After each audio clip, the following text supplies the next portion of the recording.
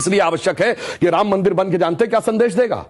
दुनिया का इतिहास भरा पड़ा है कि भाई भाई की गर्दन काट के गद्दी पे बैठा, बेटा बाप को मार के गद्दी पे बैठा। यह दुनिया को एक संदेश देगा कि एक ऐसा भी महापुरुष है, एक ऐसे भी भगवान है, एक ऐसी महान संस्कृति है जहां पिता के एक वचन के लिए संपूर्ण राज्य छोड़कर बेटा जंगल में चला जाता है। जहां जिसको राज मिलने वाला होता है वो खड़ाऊ रख के शासन करने लगता है, दूसरा भाई जंगल में चला जाता है। यह संदेश देगा। और दूसरा संदेश जानते क्या देगा? आज दुनिया में देखिए क्या है, रशिया ने यूक्रेन पर अटैक किया हुआ है, हमास ने इजराइल पर अटैक किया हुआ है, चाइना ने पहले तिब्बत को एक्वायर किया, अब ताइवान के ऊपर नजर है, कुवैत को इराक ने कैप्चर कर लिया। एनेक्सेशन, सब्जुगेशन एंड डोमिनेशन, पूरी दुनिया में कॉन्फ्लिक्ट है। भगवान राम ने क्या संदेश दिया? जब लंका को जीता, क्या एनेक्सेशन किया, अपने राज्य में लाया? नहीं। उसका सब्जुगेशन किया, कोई अपना डिप्यूटी अपॉइंट किया? नहीं। उसका कोई डोमिनेशन किया कि कोई उससे ट्रीटी रिक्वायर? नहीं।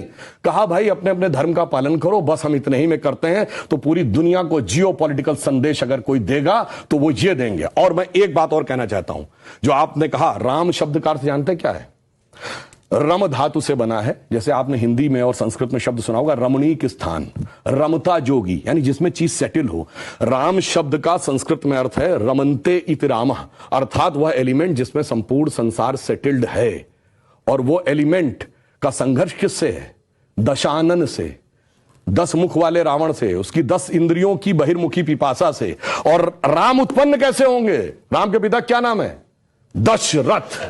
तो 10 इंद्रियों को रथेंगे तब भगवान, तब डिवाइन एलिमेंट आपके अंदर उत्पन्न होगा। Extrovert tendency of all the 10 senses को डिस्ट्रॉय करेगा और धर्म स्थापित होगा। जब ये कहने लगते हैं ये राम वो राम, तो मुझे जानते क्या नजर आता है? वही बच्चों को एलिमेंट्री पढ़ाया जाता है 1 2 3, फिर आगे जाके वो फ्यूचर में एमएससी मैथमेटिक्स भी करता है, बैलिस्टिक इक्वेशन भी बताता है। पर ये कहेंगे नहीं वो बैलिस्टिक इक्वेशन है तो फिर तो 1 2 नहीं पढ़ाना चाहिए, क्योंकि वो तो अलग है। मैं पहले भी उदाहरण दे चुका हूं।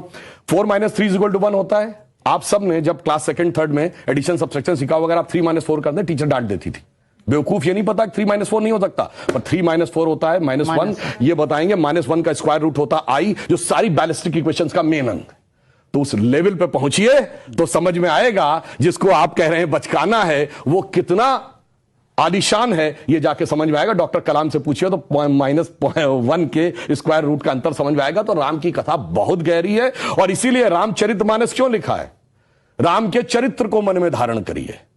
रावण हर चीज में राम से बड़ा था जब राम लीला कर रहे थे। वैसे तो वो ईश्वर है, हर चीज में बड़ा, पैसे में बड़ा, उनके बाद सोने की लंका, उसके बाद रावण रथी विरत रघुवीरा। अगर देखा जाए पावर में उनसे ज्यादा बड़ा, 10 आदमियों की ताकत उसको, उनसे बड़ा पंडित मुस्सा जोधा और ना कोई दूजा है। अपने शीशों को काट काट शंकर को मैंने पूजा है। वो कहता इतने बड़े पुजारी तो राम भी नहीं थे। फिर किस कारण से वो हार गया?